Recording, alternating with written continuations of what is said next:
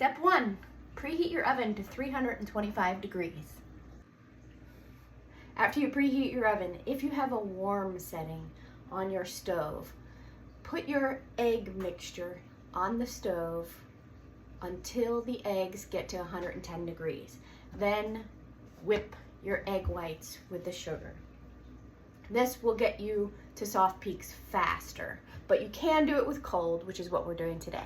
Step 2, prepare your pan with parchment on the bottom.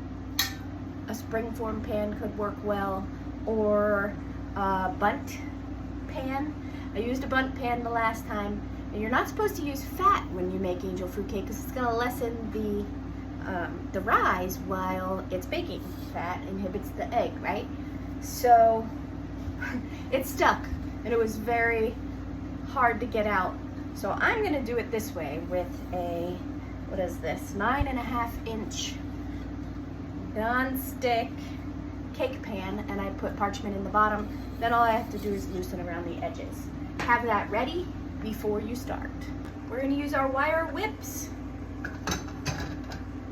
If you have the balloon whisks, those work as well. Add your egg whites to your very clean mixing bowl. No fats. Turn on your mixer. High speed.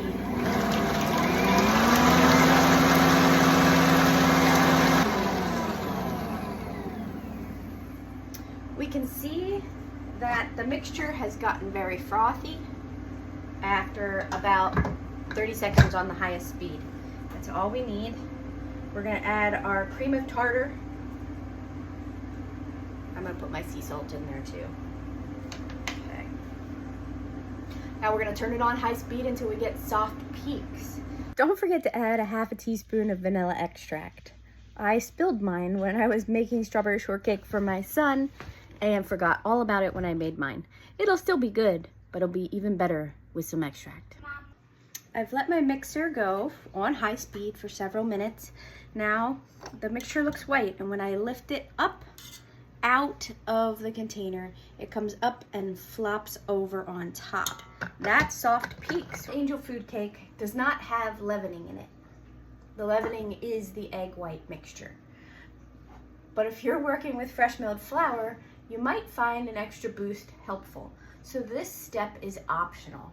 I'm using a half a teaspoon of baking powder.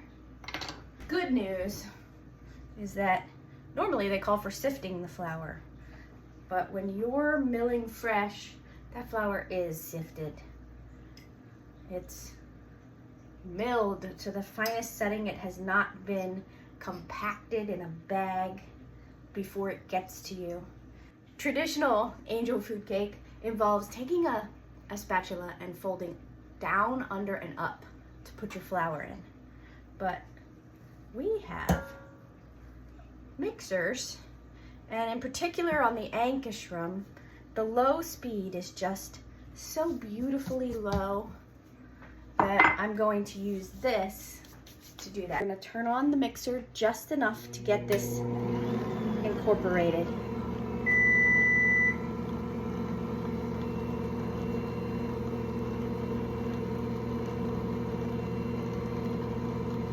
There will be some bits of flour showing. That's okay. Our oven has preheated to 325 just in time. Take out our wire whips, and we're going to very carefully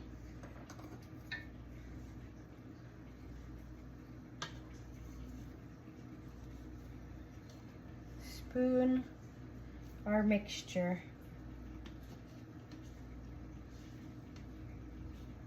into our pan, and then very gently spread that around. Try not to knock the air out of it. This goes into the oven until it's 210 degrees in the middle. I'm going to set a timer for about 20 minutes and then check it. It has reached 210 degrees with my instant read thermometer. Get one if you don't have one. You do need it for better baking. Our mixture has cooled somewhat to the touch, And characteristic of angel food cake, it did sink a little bit. That is normal. Go around the edges, flip it over.